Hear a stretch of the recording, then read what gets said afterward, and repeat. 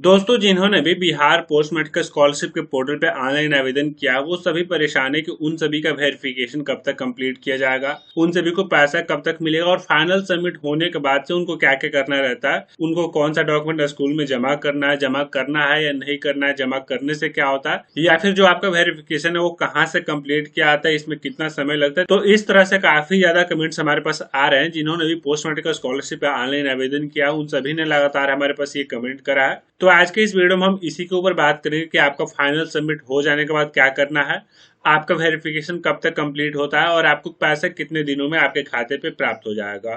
तो जो भी जानकारी है बहुत ही आसान शब्दों में आप सभी को समझाएंगे। वीडियो अगर पसंद आए तो वीडियो को लाइक करिएगा, चैनल पर नए तो चैनल को सब्सक्राइब कर लीजिएगा, साथ में बेल बटन को दबा दीजिएगा ताकि जब भी कोई ऐसी नई अपडेट आए आपको नोटिफिकेशन सबसे पहले मिले।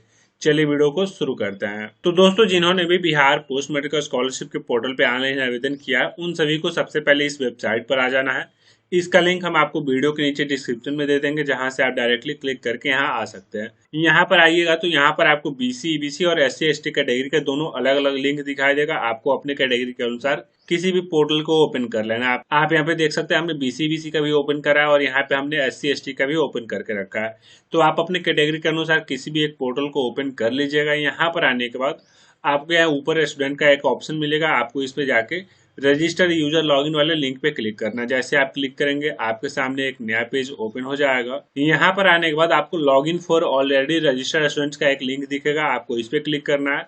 क्लिक करते ही अब आपके सामने एक लॉगिन पेज ओपन हो जाएगा, जहाँ पे आपको सबसे पहले अपने यूजर आईडी फिल करना है, फिर आप पासवर्ड फिल करेंगे और इस कैप्चा कोड को यहाँ नीचे फिल करके लॉगिन बटन पे क्लिक करेंगे। लॉगिन बटन पे क्लिक करते ही आपका आईडी यहाँ पे लॉगिन हो जाएगा। आप देख सकते हैं हमारा आईडी लॉगिन हो चुका है।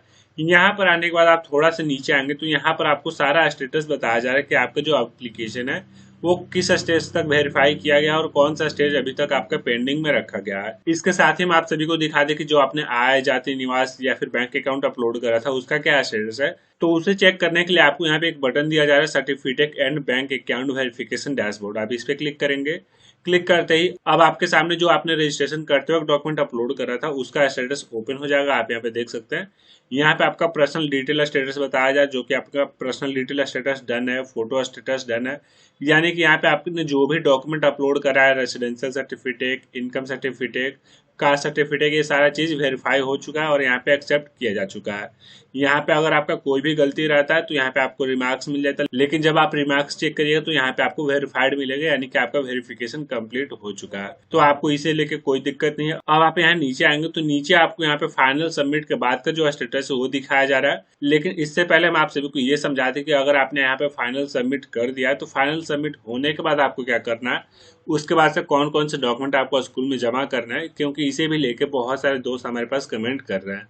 तो हम आप सभी को बता दें कि फाइनल सबमिट करने के बाद आप सभी को एक रसीद प्राप्त होता है, जिसे आप रिसीविंग भी कहते हैं। तो आपको वो ले लेना है। इसके साथ में आपने जो यहाँ पे बोनाफाइड सर्टिफिकेट और फी रिसिप्ट अपलोड करा है उसका भी एक जीरोक्स ले लेंगे, और उसके साथ में आपका मैट्रिक का मार्कशीट, आधार कार्ड और बैंक अकाउंट, ये 4-5 डॉक्यूमेंट आपको ले लेना है और इन सभी को एक साथ पिंच करके अपने स्कूल में जमा कर देना। स्कूल में कहाँ जमा करेंगे, तो स्कूल में आपको अपने नोडल ऑफिसर के पास जमा करना, और नोडल ऑफिसर के बारे में जानकारी आपको यहीं से मिल जाएगी। आप यहाँ पे देख सकते हैं इनका नाम और मोबाइल नंबर और यहाँ पे इनका ईमेल आईडी बताया जा रहा है। तो जो भी अपना यहाँ पे डॉक्यूमेंट जमा करना चाहते हैं, अगर आपको नहीं पता कि किसके पास जमा करना है या फिर उनसे कैसे कॉन्टेक्ट करेंगे, तो आप यहाँ से उनका मोबाइल नंबर और नाम ले सकते हैं और अपने स्कूल में जाके, कॉलेज में जाके ये पता कर सकते हैं कि आपके कॉलेज या फिर इंस्टीट्यूट के नोडल ऑफिसर कौन है और उनके पास आप इन सभी डॉक्यूमेंट्स को जमा करेंगे। हम आप सभी को फिर से बता दें कि जो भी आपके यहाँ पे रिसिप्ट प्राप्त होता है, यानी कि फाइनल सबमिट करने के बाद जो आपको रसीद मिलता है, वो बोनाफाइड सर्टिफिकेट, फी रिसिप्ट, मैट्रिक का मार्कशीट, आधार कार्ड और बैंक अकाउंट, आपका 6 डॉक्यूमेंट हो रहा है। आप इन सभी को ले जाकर स्कूल में जमा कर दीजिएगा। आप सभी को ये डॉक्यूमेंट जमा क्यों करना है इसके बारे में भी हम आपको समझा दें। तो जमा इसलिए करना है कि अगर आपने यहाँ पे जो ऑनलाइन आवेदन सबमिट करा, अगर इसमें कोई गलती पाई जाती है या फिर कुछ मिसमैच पाया जाता है, तो अगर आप ऑफलाइन डॉक्यूमेंट जमा करेंगे तो उसे वेरीफाई कर लिया जाएगा कि आपका जो डिटेल है सच में ऐसा ही है या फिर आपसे गलती हुई है। तो अगर आपका गलत हुआ होगा तो आपको रिमार्क्स दे दिया जाएगा कि आपका ये चीज़ गलत है, तो आप उसे फिर से ऑनलाइन आके सुधार कर लीजिएगा, या फिर अगर आपका सही रहेगा या फिर सही करने लायक रहेगा तो उसे वेरीफाई कर दिया जाएगा। इसलिए आपका सारा डॉक्यूमेंट यहाँ पे जमा कराया जाता है। बहुत सारे छात्र ये भी कह रहे हैं कि सर हमने डॉक्यूमेंट जमा नहीं करा लेकिन हमारा सब कुछ वेरीफाई हो चुका है। तो अगर आपका ये सब वेरीफाई हो गया तो इससे कोई मतलब नहीं है। आपके अगर ये सारा चीज़ वेरीफाई हो चुका है तब आपको जमा करने की ज़रूरत नहीं है, क्योंकि ये सारा चीज़ आपका इंस्टीट्यूट में ही चेक किया जाता है। ये तो आपका गवर्नमेंट चेक कर लेती है, लेकिन ये जो आपका वेरिफिकेशन ये आपका इंस्टीट्यूट लेवल पे किया जाता है, फिर डिस्ट्रिक्ट लेवल पे किया जाता है और उसके बाद से आपका मेरिट लिस्ट तैयार किया जाता है। तो अगर आपका यहाँ पे अभी तक पेंडिंग में है तो आपको डॉक्यूमेंट जमा करना है, लेकिन अगर आपका ये सब भी वेरीफाई हो चुका है तो आपको डॉक्यूमेंट जमा करने की कोई ज़रूरत नहीं है। तो आई होप कि आप ये समझ गए होंगे कि आपको डॉक्यूमेंट क्यों जमा करना है और कौन सा डॉक्यूमेंट जमा करना है। अब हम आप सभी को बता दें कि अगर आपने फाइनल सबमिट कर दिया है तो आपका ये जो स्टेटस है ये कब तक वेरीफाई होगा और कौन सा स्टेटस कहाँ पे वेरीफाई किया जाता है, यानी कि कहाँ से अप्रूव किया जाता है। तो आप यहाँ पे देखेंगे सबसे पहले आपका पर्सनल डिटेल डन दिखा रहा है, फोटो स्टेटस डन है, डॉक्यूमेंट स्टेटस डन है, फाइनलाइज स्टेटस डन है। तो आपका ये सारा चीज डन है, ये आपका पर्सनल डिटेल था। इसके बाद से अब यहाँ से स्टार्ट होता है आपका institute verification status, physical committee status, institute district maker और इंस्टीट्यूट डिस्ट्रिक्ट चेकर। ये आपका 4 स्टेप है जिसे वेरीफाई किया जाता है और इसी में आपका सबसे ज्यादा समय लगता है और सबसे ज्यादा आवेदन यहीं पे रिजेक्ट किया जाता है। रिजेक्ट क्यों किया जाता है? क्योंकि आपके आवेदन में कोई गलती पाई जाती है और आप उसे सही नहीं करते तो यहाँ पे परमानेंट भी रिजेक्ट किया जाता है और जब परमानेंट रिजेक्ट होता है तो आपको पैसे नहीं मिलेंगे। अगर आपका केवल डिफेक्टिव किया जाएगा तो आप यहाँ पे इसे सुधार सकते हैं। फिलहाल सबसे पहले हम आप सभी को ये बता दें कि ये जो वेरिफिकेशन है आपका इंस्टीट्यूट वेरिफिकेशन स्टेटस और आपका फिजिकल कमेटी स्टेटस ये आपके इंस्टीट्यूट में ही वेरीफाई किया जाता है, जो कि आपके नोडल ऑफिसर ही वेरीफाई करेंगे। आप सभी को पता है कि यहाँ पे आपके स्कूल का भी रजिस्ट्रेशन कराया जाता है। आप यहाँ होम पेज पे आएंगे तो आप देखेंगे इंस्टीट्यूट वाले सेक्शन में भी आपको रजिस्ट्रेशन और रजिस्टर यूजर लॉगिन का बटन मिलता है। तो आपके स्कूल में भी एक आईडी क्रिएट किया जाता है जिसकी मदद से लॉगिन करके आप सभी का आवेदन यहाँ पे वेरीफाई किया जाता है। जब भी आप यहाँ पे आवेदन करेंगे, जब आप अपने स्कूल या फिर इंस्टीट्यूट का नाम सेलेक्ट करेंगे तो आपका आवेदन उस या स्कूल या फिर इंस्टीट्यूट के आईडी से अटैच कर दिया जाएगा, जिसके बाद से आपका स्कूल वाले लॉगिन करके, यानी कि जो आपके नोडल अफसर है वो लॉगिन करके आपके आवेदन को वेरीफाई करेंगे। तो ये 2 स्टेप आपका स्कूल से ही वेरीफाई किया जाता है। तो ये अगर आपका वेरीफाई नहीं हुआ है तो इसके लिए आप स्कूल में बात कर सकते हैं, लेकिन इसके बाद आपका institute district maker, institute district checker, ये आपका डिस्ट्रिक्ट में वेरीफाई किया जाता है। तो आपको इसे लेके कोई टेंशन नहीं है। अगर आपका ये 2 चीज वेरीफाई हो जाता है तो ये भी आपका आसानी से वेरीफाई हो जाएगा। सबसे ज्यादा मुश्किल आपका इंस्टीट्यूट वेरिफिकेशन स्टेटस में आता है और आपका फिजिकल कमेटी स्टेटस में आता है। अगर आपके ये सारे चीज वेरीफाई हो गए तो आपके ये दोनों भी आसानी से वेरीफाई हो जाएगा।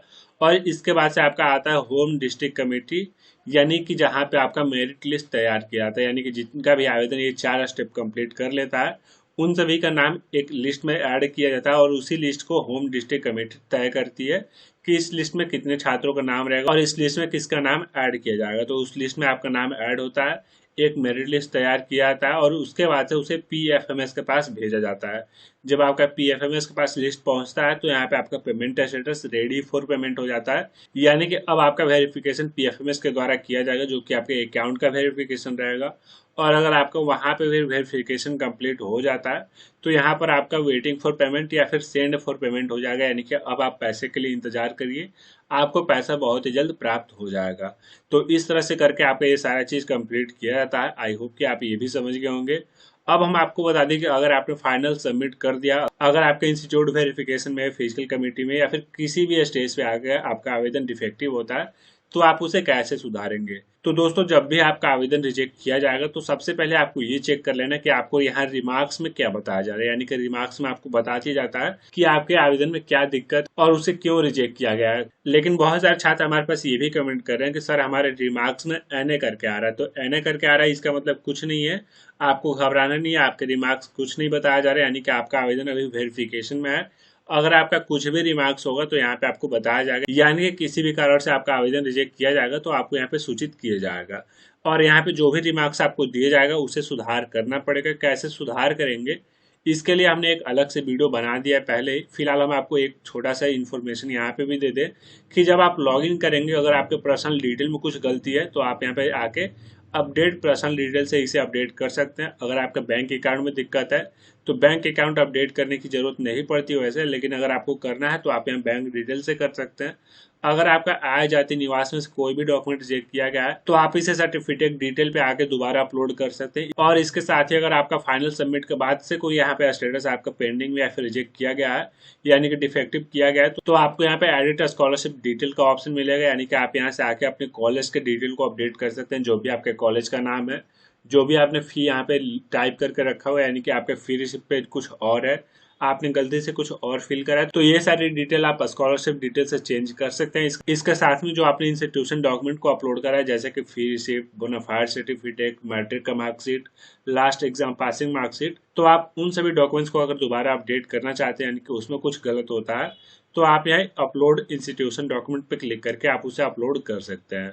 तो अब आप ये सभी समझ गए होंगे कि आपको फाइनल सबमिट करने के बाद से क्या करना रहता है, आपका डॉक्यूमेंट कैसे वेरीफाई किया जाता है, आपका जो स्टेटस है वो कैसे अप्रूव किया जाता है, और इन सभी के अप्रूव होने के बाद से आपको पैसा कब तक मिलता है इसके बारे में भी हम आपको थोड़ी सी जानकारी दे दें।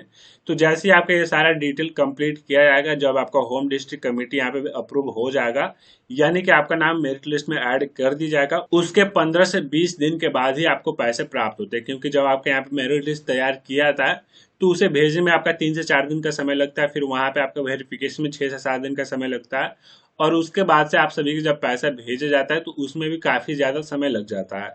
तो ये सारी चीजों को मिलाने के बाद आपका 15 से 20 दिन का समय यहाँ पे लग जाता है। जब भी आपके यहाँ पे अप्रूव हो जाएगा यानी कि ये सारा डिटेल वेरीफाई होने के बाद से आपका 15 से 20 दिन में आपका पैसा आपके खाते पे प्राप्त हो जाएगा। तो अब आप ये सभी समझ गए होंगे कि आपको फाइनल सबमिट करने के बाद से क्या करना रहता है, आपका वेरिफिकेशन कब तक कंप्लीट किया जाता है और आपका पैसा कब तक आपको प्राप्त होता है। आशा करता हूँ कि ये सारी जानकारी आप अच्छे से समझ गए होंगे। अगर आपको वीडियो पसंद आए तो वीडियो को लाइक करिएगा, चैनल पर नया है तो चैनल को सब्सक्राइब कर लीजिएगा, साथ में बेल बटन को दबा दीजिएगा ताकि जब भी कोई ऐसी नई अपडेट आए आपको नोटिफिकेशन सबसे पहले मिले। मिलते हैं आपसे एक नए वीडियो के साथ, तब तक के लिए धन्यवाद। जय हिंद।